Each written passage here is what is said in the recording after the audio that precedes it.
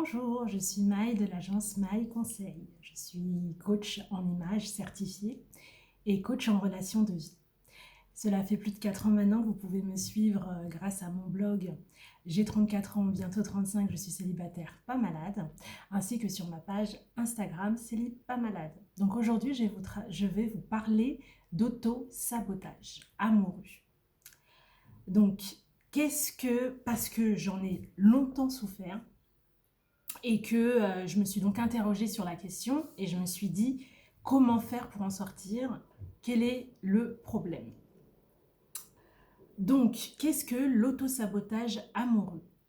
C'est quand inconsciemment ou sciemment, on boycotte soi-même ses relations amoureuses.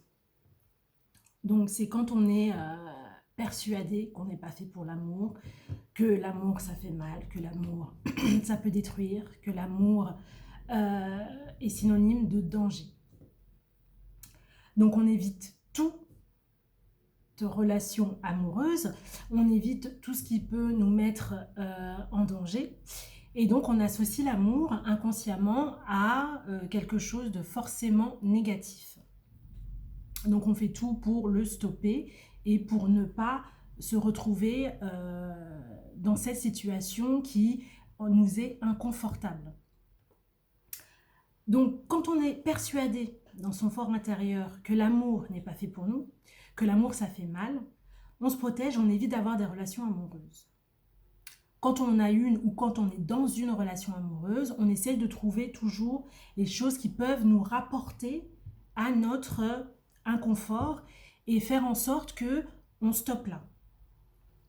Donc pourquoi on ressent cette sensation inconfortable? Pourquoi on pense que les relations amoureuses ne sont pas faites pour nous? C'est parce que la plupart du temps, dans notre passé, on a eu des petites pensées, des petites remarques, des situations conflictuelles, des ruptures amoureuses qui ont fait que on a associé toutes ces choses-là au futur.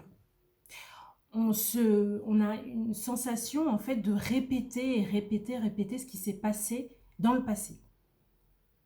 Donc notre cerveau, il assimile toutes ces ruptures, toutes ces relations qui n'ont pas été potentiellement satisfaisantes, peut-être aussi des choses qu'on nous a dites étant petits, des choses qu'on a vécues dans notre sphère familiale ou amicale et qui font qu'aujourd'hui, on a totalement perdu confiance en l'amour. On est incapable d'envisager une relation amoureuse dans un épanouissement total. On est en permanence sujet à des situations anxieuses, à se sentir complètement paniqué et à ne même plus envisager par moments de se projeter dans une relation saine et épanouissante. Donc notre cerveau, en fait, s'est mis en mode alerte et n'arrive plus à distinguer le vrai du faux. Donc les signaux sont complètement brouillés et on est du coup complètement perdu. De ce fait, comme le cerveau, en fait, il est bien fait et qu'il aime les répétitions, il reste dans cette forme de zone de confort pour lui. Et donc, du coup, en fait, il nous protège. Et on a l'impression d'être protégé en se disant, voilà, je vais me fermer à tout ce qui peut être extérieur à moi et à mon confort. Et donc, je vais me fermer aux relations amoureuses et je vais me protéger au maximum. Et donc, du coup, il ne cherche pas à comprendre si réellement la personne qu'on a en face, si réellement les relations, en fait, c'est pas l'amour qui est réellement le problème, c'est ce qu'on a vécu. Mais on assimile tout ça, on le met dans un package et du coup, on repousse tout ce qui peut être assimilé à ça. Donc, on se retrouve par moments dans des situations conflictuelles ou dans des relations où il y a une espèce d'incompréhension. C'est un peu le flou artistique. Et du coup, on n'ose pas, on ne pense pas se remettre en couple. Et quand on entame une relation amoureuse, on est dans la capacité de se projeter avec l'autre sans y voir les réels bien fondés de la relation. Et sans même apprécier la personne qu'on a en face de soi, sans même réaliser le potentiel qu'il y a derrière cette personne-là, parce qu'on est fermé, on fait comme un miroir sur lui de tout ce qu'on a vécu avant. Donc lui aussi, le partenaire, on le met dans un confort, parce que du coup, il sent toute cette insécurité qu'il y a autour de nous, toutes ces zones négatives, que tout ce deuil qu'on n'a pas fait, toutes ces choses qu'on a dans la tête et qu'on ne sait pas bien comment gérer. Et ce qu'on oublie aussi, c'est que la personne qui est en face a besoin aussi de cette sécurité et de ces réconforts, et de se dire que je suis avec quelqu'un avec qui je vais pouvoir aussi me projeter et faire des choses. Sauf que les messages sont complètement brouillés. Et donc, du coup, on retombe dans ces travers, et du coup, c'est comme un espèce d'enchaînement, et c'est comme un cercle vertueux, et on n'arrive pas à avoir le bout.